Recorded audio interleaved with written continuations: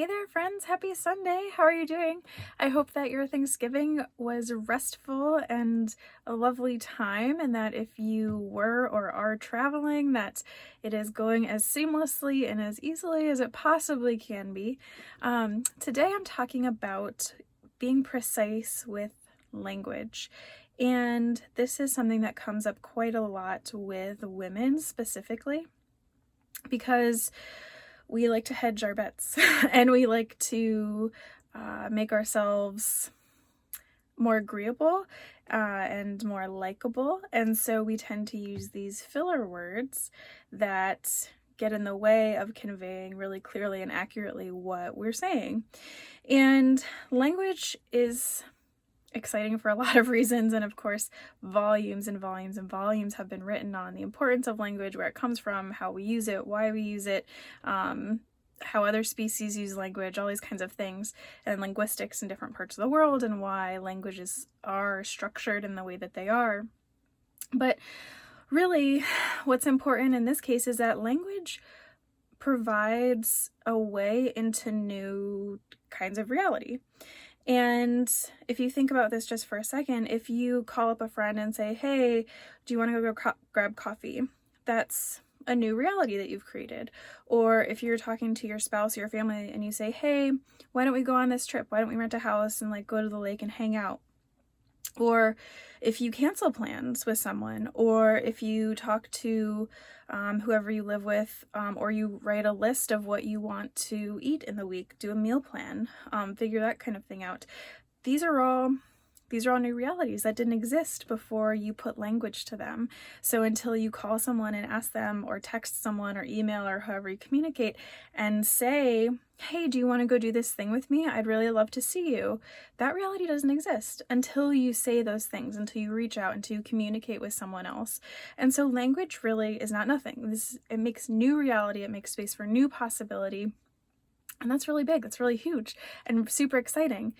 And that said, there's power in your voice. I've been listening to Brendan Bouchard's podcast lately, and he recommends something I've never heard before for a morning routine, which is getting up and using your voice first thing in the morning and out loud reading something that you think is inspiring, that you really resonate with. And I thought that was such an interesting thing to add to a morning routine, because it really does put you in touch with this power that is your voice. And that's not nothing, friends. That is huge. It is everything. And so I hear a lot of people, women, including myself, use filler words. These are, I have a few written down here. So I've said this already a few times in this video. So using the word only, oh, it's only this, or it's only that. Really, and this phrase, oh, da da, or sort of. And I also have tossed this one in this video so far, if you've been listening and paying close attention. And sort of is one that I hear a lot of people use. And stop it. Stop it. Don't do it. I hear myself using it and it drives me nuts. And then I hear other people using it and it just calls it back to my attention of oh, this is not something that we want to be saying, because it really takes you out of your power using these kinds of phrases oh, it's just this, or oh, it's sort of like this. That really removes you from your power. It separates you. It makes a space between what you're intending to say and what you're sharing with the world. And why? What you have to share with the world is important. What you have to share with the world matters. And you don't need to hedge your bets. You are still lovable if you are clear and concise and precise with your language. You will still be liked by the people who are most important to you.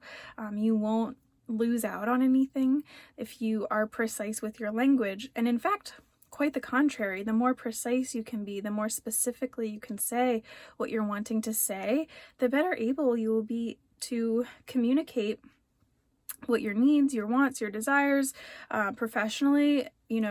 That's a really important skill to have, to be very firm and specific and to really stand in your power. I just said really, but to stand in your power effectively and communicate well. So that's pretty much all I have for you today. Kind of brief, just at 5 minutes here, not the full 10. Usually I'm racing to get everything in under the wire, but I really just want to encourage you to say what you mean and notice if you are using those filler words. Have a little practice having a little bit of awareness as you're speaking with folks, or even as you're writing emails, or if you're texting. Where are you putting in these things? Are you saying like all the time as a filler word? Are you saying are you like, oh, it's just this? Or are you saying sort of, well, you know? And are you really hedging your bets? And if you are, it's okay. Don't be down on yourself about it, but notice that that's happening and start to think and practice, oh, where can I be more clear in my communication? Where can I create a reality that's the most in line with what I'm thinking and what I'm really wanting to communicate to the world? And also, there's a book that's really good if you want to dive into this, and I've actually been meaning to reread it, and it's on my list, and I have a huge other pile of books, so I haven't gotten to it yet, but it's called Language and the Pursuit of Happiness, and it's by Chalmers Brothers. And so this is something that I read when this concept was just being taught to me about being really precise with your language, and this idea and concept that really rocked my world, that as you speak, you are creating reality. You are making your life. You are sharing experiences and making new paths and new ways of living for yourself and for those around you. And so I really recommend that book highly. And again, that's Language and the Pursuit of Happiness by Chalmers Brothers. All right, friends, we're into December now. How are you doing with that? I hope that you're doing so well as ever. And I will catch you back here next Sunday. Take care.